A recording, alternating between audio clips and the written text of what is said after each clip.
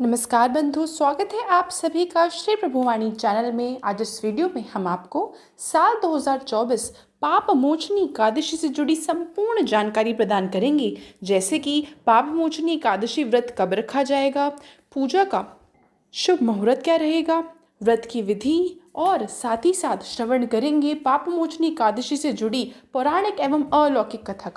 तो चलिए बिना किसी देरी किए वीडियो को शुरू करते हैं। किंतु उससे पहले यदि आप हमारे चैनल पर नए हैं और इसी प्रकार हमसे जुड़े रहना चाहते हैं तो कृपया कर चैनल को लाइक, शेयर एवं सब्सक्राइब अवश्य करें। साथ ही साथ जो बेल आइकन दिया गया है उसे भी प्रेस कर दीजिए, जिससे कि हमारे चैनल पर जो भी वीडियो डले उसकी नोटिफिकेशन आप तक पहुंचे सबसे जल्द।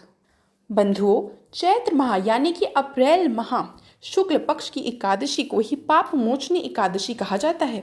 शास्त्रों में चैत्र माह की एकादशी का बहुत महत्व है। धार्मिक मान्यताओं के अनुसार पाप मोचनी एकादशी का व्रत पापों को नाश करने वाला है। कहते हैं कि इस व्रत को जो कोई व्यक्ति पूरे विधि विधान से करता है उसके समस्त दुख दूर हो जाते हैं और सारी मनोकामनाएं अवश्य पूर्ण होती है। इस दिन भगवान विष्णु जी के चतुर्भुज रूप की पूजा की जाती है। बंधुओं, आइए जान लेते हैं कि साल 2024 में पाप मोचनी एकादशी का व्रत कब रखा जाएगा। तो इस साल 5 अप्रैल यानी कि शुक्रवार के दिन पाप मोचनी एकादशी का व्रत पड़ रहा है। बंधुओं, आप नोट कर लीजिए कि एकादशी तिथि प्रारंभ होगी 4 अप्रैल को यानी कि गुरुवार को शाम 4:14 पर और यह तिथि समाप्त होगी 5 अप्रैल को दोपहर 1:28 पर।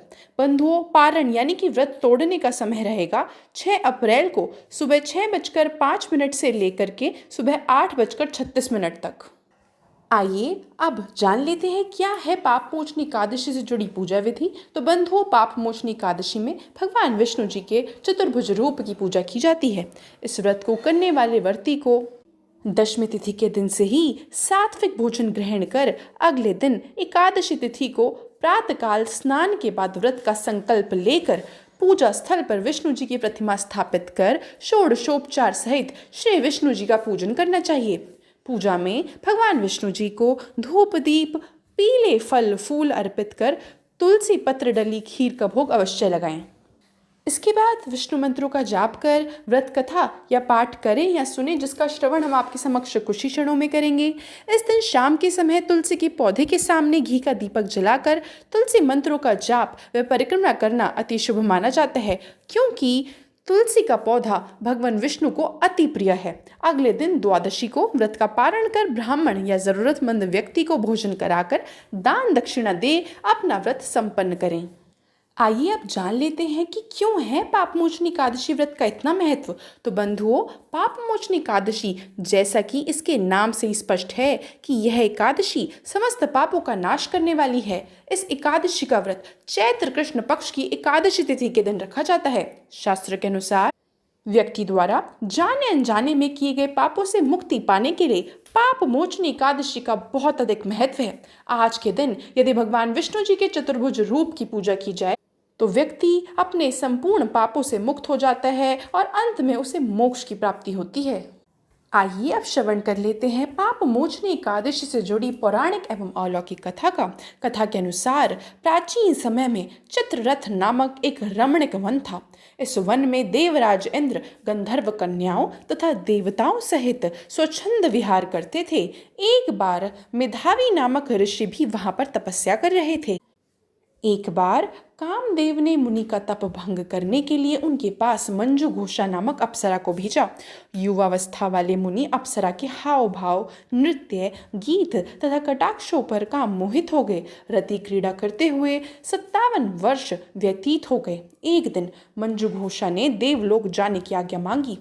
उनके द्वारा आज्ञा मांगने पर मुनि को भान आया और उन्हें आत्मज्ञान हुआ कि मुझे रसातल में पहुंचाने का एकमात्र कारण अप्सरा मंजू घोषा ही है। क्रोधित होकर उन्होंने मंजू घोषा को पिशाचनी होने का श्राप दे दिया। फिर मुनि ने कहा, तूने मेरा बहुत बुरा किया है, किंतु फिर भी मैं तुझे इस श्राप से मुक्ति का उपाय बतलाता हूँ। चैत्र माह के कृष्ण पक्ष की जो एकादशी है उसका नाम पाप मोचनी है। उस एकादशी का उपवास करने से तेरी पिशाचनी की देह से मुक्त हो जाएगी। ऐसा कहकर मुनि ने उसको व्रत का सब विधान समझा दिया। फिर अपने पापों का प्रायश्चित करने के लिए वे अपने पिता च्यवन ऋषि के पास गए। च्यवन ऋषि ने अपने पुत्र मेधावी को देखकर कहा, हे पुत्र, ऐसा क्या किया है तूने कि तेरे सभी तप नष्ट हो गए हैं, जिससे तुम्हारा समस्त तेज मलिन हो गया है।